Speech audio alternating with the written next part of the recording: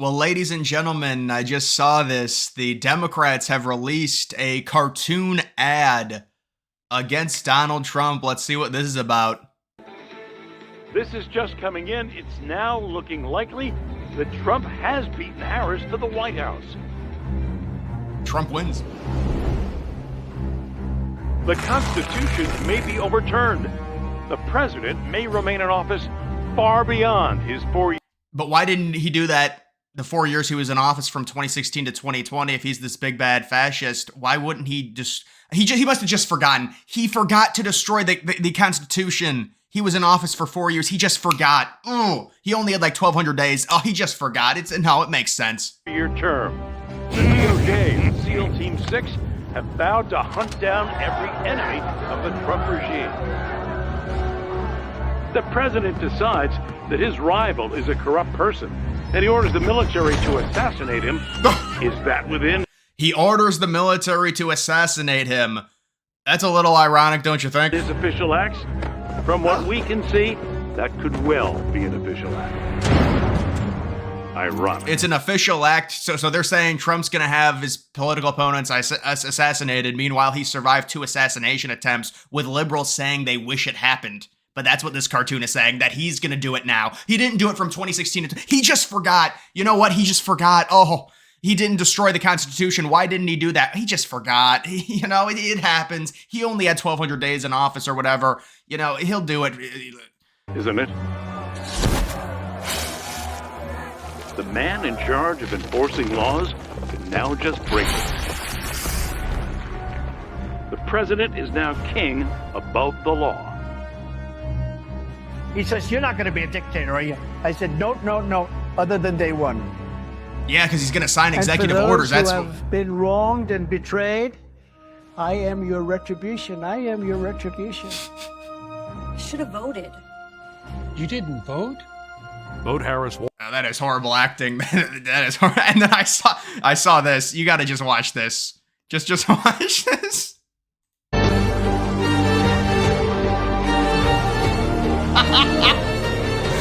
Bill Gates.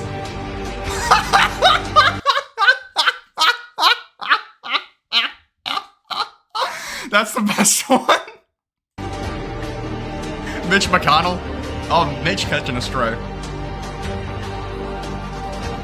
That doesn't look realistic, to be honest. That looks a little bit more realistic. Hunter. Lindsey Graham? For warmongering? Hillary.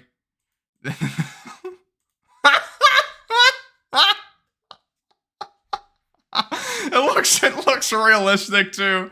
It looks realistic. Trump's odds are back up, and they're on the rise. I don't know. I mean, this is ridiculous to me. How is Trump not winning on Polymarket? I mean, if you look at the data and the history and what we've seen with the recent Gallup poll and everything, Trump is the clear favorite. But people, they continue. It's just like they've got this, this cord with the Democrats. The Democrats have had their chance. They've had the White House 12 of the last 16 years. We're done with them. We're over it. They've had their time. It's done. You look at every single poll, Trump is leading. I mean, and in the polls he's not leading, he's so close. And we know how they underestimate Trump, just like they did in 2016 and 2020. And how about this is a 75 IQ post, what this is. If you think dumping a flood of immigrants on a small town is awful, please tell me your plan to save those places, because I've been looking for alternatives for a decade, and immigrants are really the only thing that saves these towns.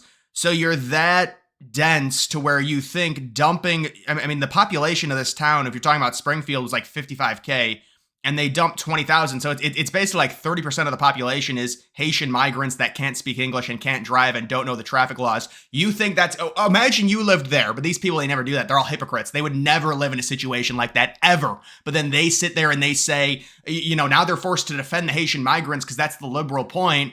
That's why they all came out and they said, oh, Trump and Vance, they're the racists. Now there's bomb threats against the city of Springfield. It's all gaslighting, because when you call it out, you can't call it out. You're automatically the racist for calling it out, and there's no winning. And then, no, this helps these cities, and then they try and say that. And I heard Rogan say that today. He's like, well, and it's just a Democrat talking point. I think that's where he got it from. He's like, well, I've heard that oh, these cities, they need help, they need workers. Yeah, they do, but when the workers are people that can't speak English and they're crashing cars left and right, it becomes problematic. It's an issue. And by the way, you can bring immigrants in, but 20,000 into a population of 50K where the schools are littered with Haitian migrants, you really, your family's gonna grow up there? You're a fucking hypocrite. It's a total joke. We've got this huge turnout for Harris Waltz rally in Harrisburg, Pennsylvania.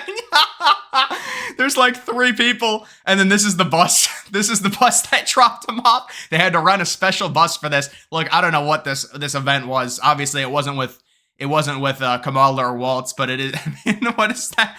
Maybe a little bit of rain there. Maybe a little bit of rain. This is hilarious. Biden's legacy will be etched in the history books as what? As Washington? Wait, she compared him to George Washington? Do they not, well, I mean, I'm sure they're just doing this because they're very liberal, but do they not realize, I mean, this is a historic thing that we had happen. The incumbent president was so horrible, just so horrible, that they had to threaten him with the 25th Amendment to force him to step down. This is the incumbent president. Do you know how bad you have to be? And the approval rating and it's just, but they have to do this. They have to butter up Biden. We knew they were going to do it. This is what they're so fake. They're so fake. They all criticized Biden like crazy after the debate because they knew he would lose to Trump. And now that Biden stepped down, my hero. Oh, I love Biden now. It's all ridiculous. Let's see what else we've got. Let's see what else we've got here. Pennsylvania, Trump just flipped Pennsylvania on Polymarket. I mean, Trump should be at like a 60 to 65% chance to win Pennsylvania, but it doesn't matter as long as, these odds, they are what they are. As long as you go into election night with the polls looking the way they are, it's going to be very hard for Trump to lose this election for sure. You've even got this Notre Dame poll. They do this poll every single election season, and the Notre Dame students have Trump leading by 2 points. Biden won them back in 2020, I think by 30 or like 27, something like that. Notre Dame students are not a cross-section of the electorate, but they are in fact more representative of the upper middle educated class.